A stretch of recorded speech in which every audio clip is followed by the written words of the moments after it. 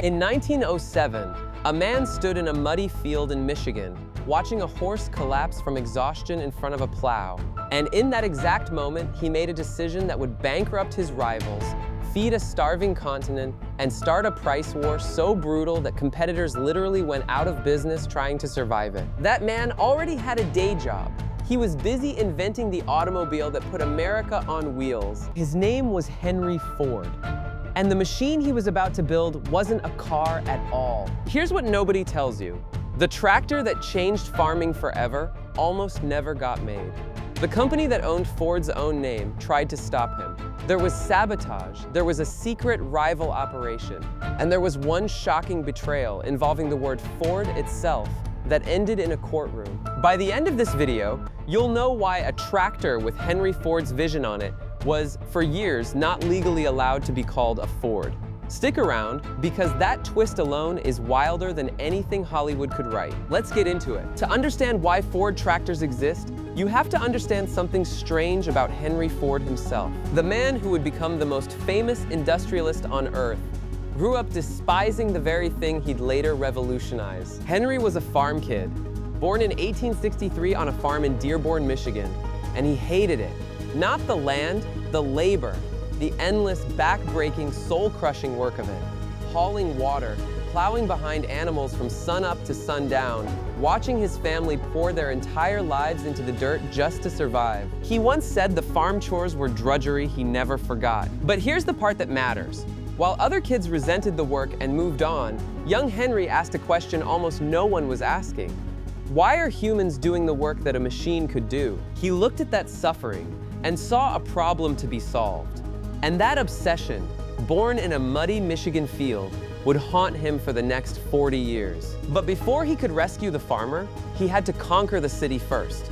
And that's where things get interesting. Now, you already know the car part of the story, or you think you do. 1903, Ford Motor Company is founded. 1908, the Model T rolls out and becomes the best-selling vehicle on the planet. Ford perfects the moving assembly line. He pays workers an unheard of $5 a day. He becomes a legend. But here's the open loop almost no one closes. Why does a car genius suddenly pivot to farm equipment at the peak of his success? Because Henry Ford never actually cared about cars. Let that sink in. The Model T, the machine that made him a god of American industry, was, in his own mind, a stepping stone. He'd later tell people the car was almost a distraction from his real dream. His real dream was the tractor. He wanted to do for the farmer what the Model T did for the everyday driver. Take an expensive, complicated, elite machine and make it so cheap and so simple that anyone could own one.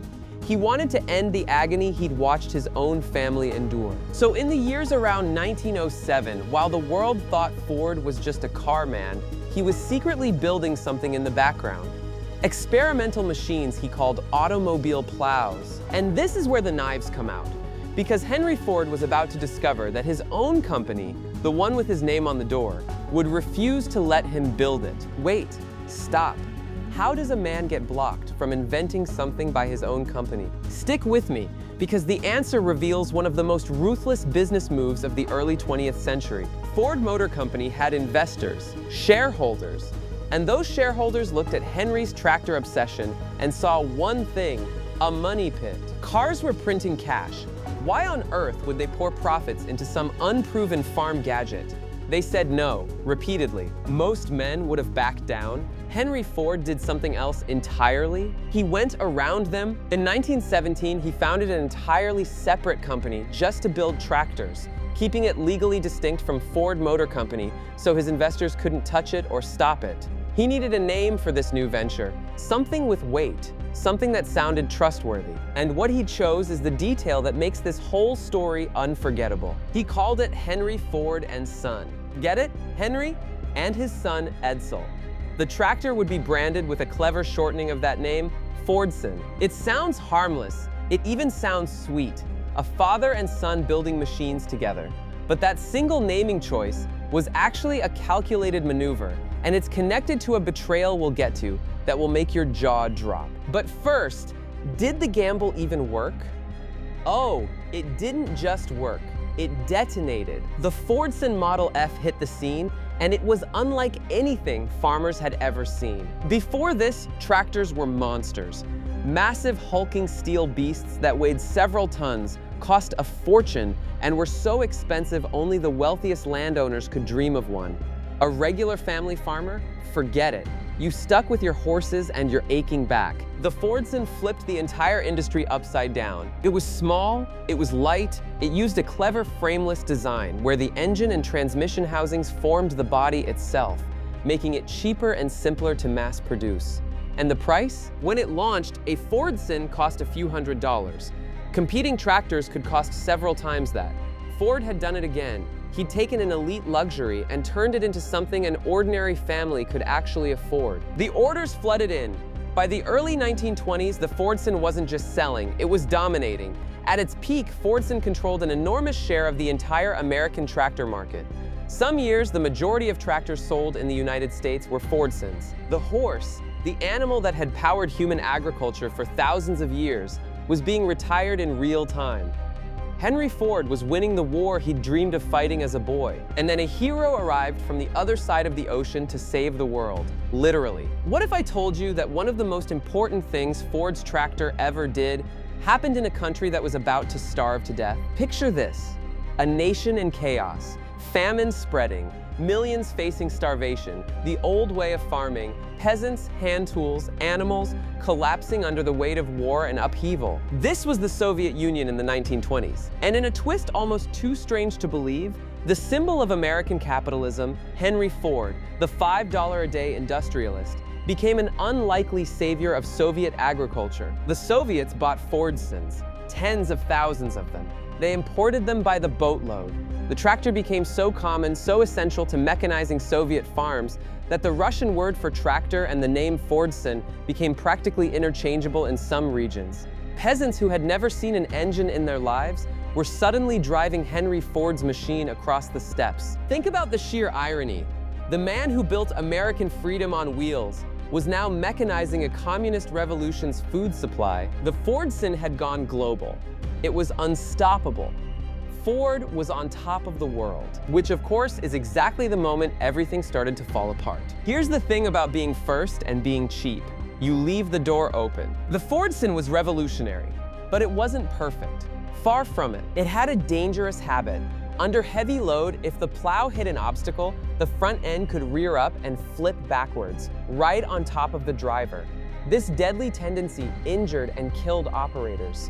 It was a flaw born from that same light, cheap design that made it so affordable. And while Ford was busy being the cheapest, a competitor was quietly building something better. That competitor was International Harvester. And in the mid-1920s, they unleashed a machine called the Farmall, a tractor designed not just to plow, but to do everything. It could cultivate row crops, something the Fordson struggled with.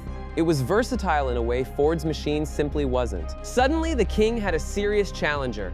An International Harvester did something that would make any business school student wince. They started a price war, and they aimed it straight at Ford's throat. You think the company that invented the modern price war could lose one? Watch what happens next. International Harvester slashed their prices. Ford slashed back. Harvester dropped them again and threw in free attachments to sweeten the deal. It became a brutal, bloody race to the bottom. And here's the shocking part. Ford, the master of cheap mass production, couldn't win it. The Farmall was just too good, too versatile. Farmers were willing to pay for a machine that did more. And the Fordson's reputation, those flipping accidents, its limitations in the field, started catching up to it. Sales cratered. The empire that had once owned the majority of the American market was collapsing. And in 1928, Henry Ford made a decision that stunned the industry. He pulled the plug, he stopped making tractors in the United States entirely, and moved Fordson production overseas to Ireland and England. The man who set out to mechanize the American farm had just abandoned the American farm. For nearly a decade, there were no Ford tractors built in America. The dream looked dead, but Henry Ford was not done.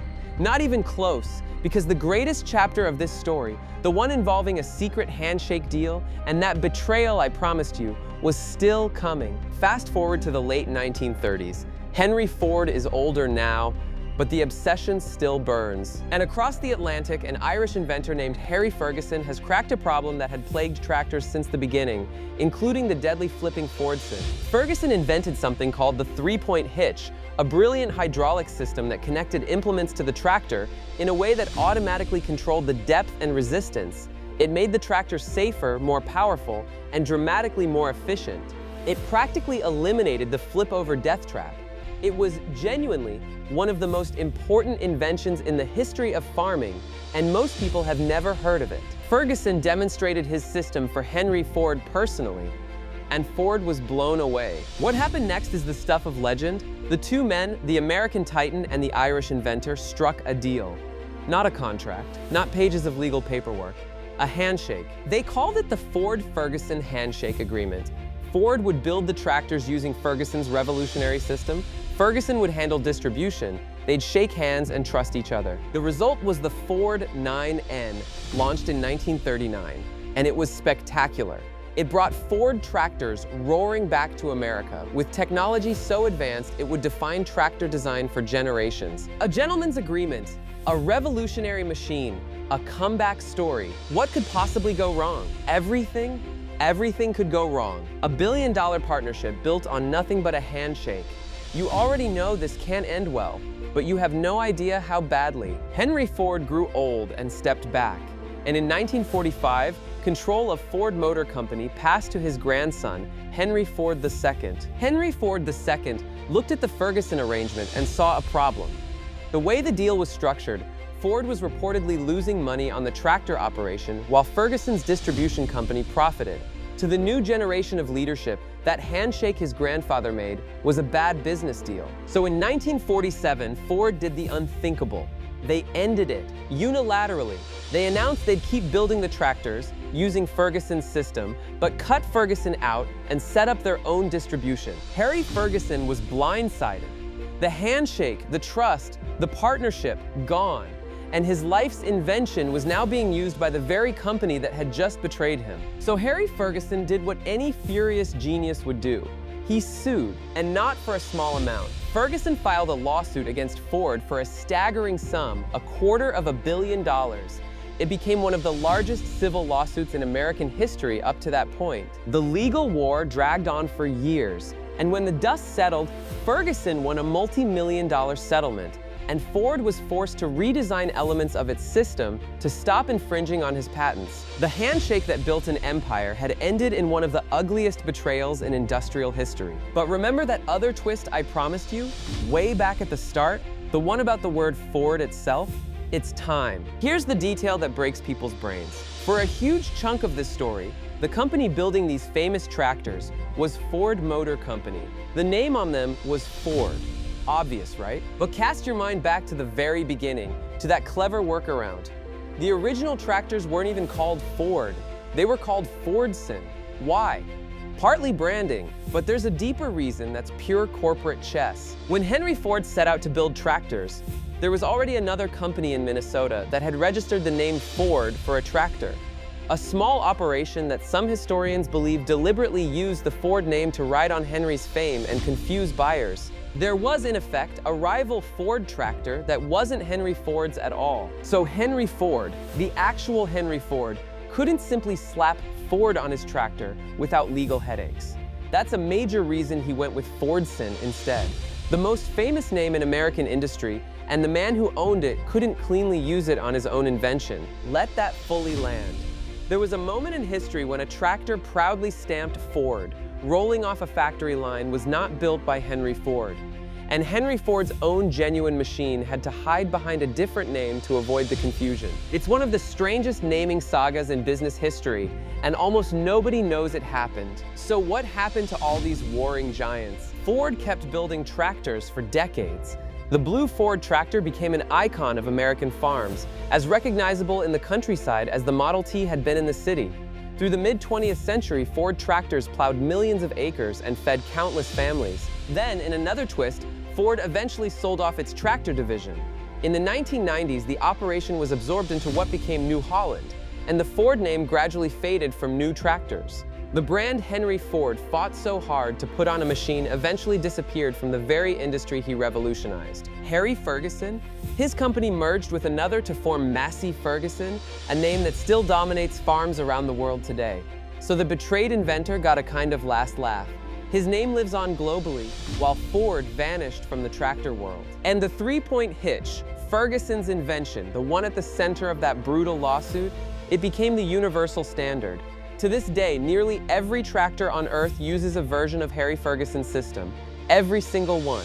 A standard so dominant it's almost invisible. And it traces straight back to a handshake and a betrayal. So let's go back to where we started. A boy in a muddy Michigan field, watching a horse collapse, hating every second of farm labor. That boy didn't just build a car. He waged a 40-year war to free the farmer from the back-breaking work that scarred his childhood. He went around his own investors to do it. He created a machine cheap enough to put the horse out of business across 2 continents. He fed a revolution he philosophically opposed. He lost a price war, abandoned America, came roaring back on a handshake, and watched his family betray the inventor who gave him his comeback. And when it was all over, the Ford name, the most powerful brand of its era, quietly vanished from the fields it had transformed, while the betrayed inventor's name and invention conquered the entire planet.